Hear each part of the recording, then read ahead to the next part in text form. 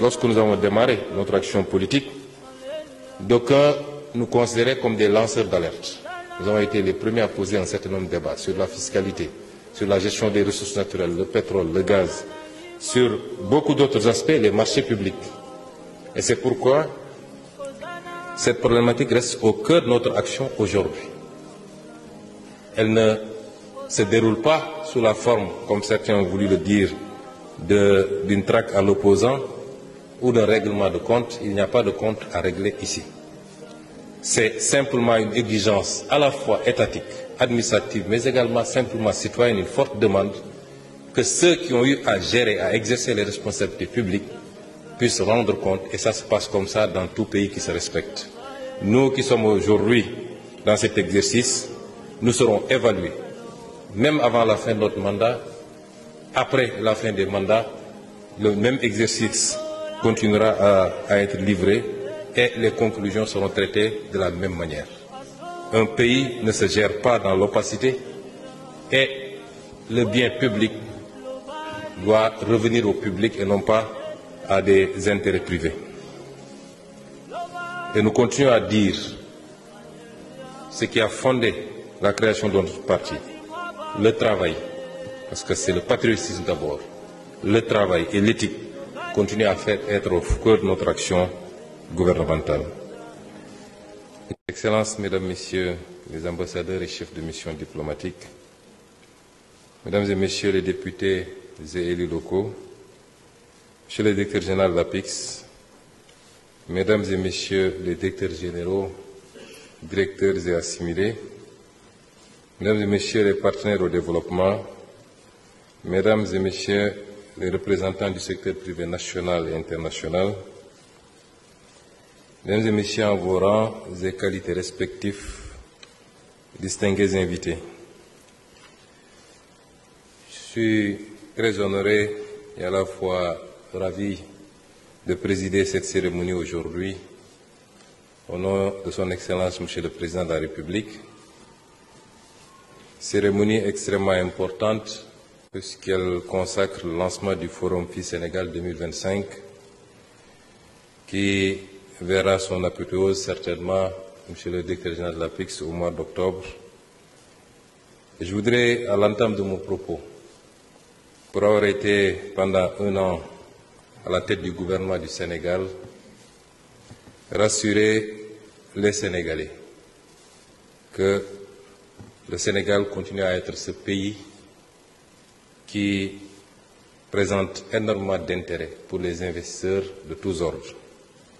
D'abord, pour les investisseurs nationaux, qui évidemment nourrissent le même sens patriotique que nous tous et considèrent que l'essentiel de leur activité doit partir du Sénégal et pour aller plus tard à la conquête de la sous-région, de l'Afrique et du monde, mais également les investisseurs internationaux. J'en ai reçu énormément ces 12 derniers mois, venant de tous les continents, de toutes les nationalités, et qui sont venus réitérer leur intérêt pour le Sénégal, qui est ce pays de l'Afrique de l'Ouest qui présente un certain nombre d'atouts qui ont été largement présentés aujourd'hui par les présentateurs. Je voudrais faire un petit état des lieux. Le Sénégal, sous le magistère de son Excellence le Président Bassirou Diomaye Faye, a fait le choix de la transparence, a fait le choix de la gestion saine, rigoureuse, basée sur l'intégrité des hommes et la transparence dans la communication des chiffres et des faits.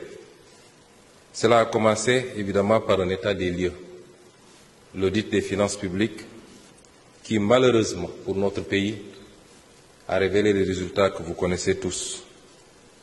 Une dette qui était de 20 points supérieure à ce qui était annoncé et un déficit de plus de 10 points par rapport aux chiffres qui étaient initialement annoncés. L'ex-ministre secrétaire général du gouvernement, aujourd'hui ministre d'État chargé du suivi du pilotage, l'a rappelé. Nous aurions pu, comme les régimes passés, faire la politique de l'Autriche, cacher ces chiffres et continuer ce qui a été fait jusqu'à présent. Mais le gouvernement, sous la houlette du président Bassirou Diomaye Faye, a choisi l'exercice de vérité, tout en mesurant l'exercice de vérité, tout en mesurant toutes les conséquences que nous vivons jusqu'à présent. Mais comme dit l'adage, c'est le difficile qui est le chemin. Soit nous continuons dans la facilité, ou alors pour partir sur de nouvelles bases saines, pour pouvoir impulser définitivement un développement que les Sénégalais attendent depuis très longtemps. Le choix a été vite fait. Nous avons choisi de partir sur cette nouvelle base. Nous en assumons les conséquences. Le programme avec certains bailleurs multilatéraux et particulièrement le Fonds monétaire international a été suspendu depuis un an. Depuis un an, aucun décaissement n'a été fait au profit du Sénégal, mais le Sénégal est encore debout. C'est un message très fort.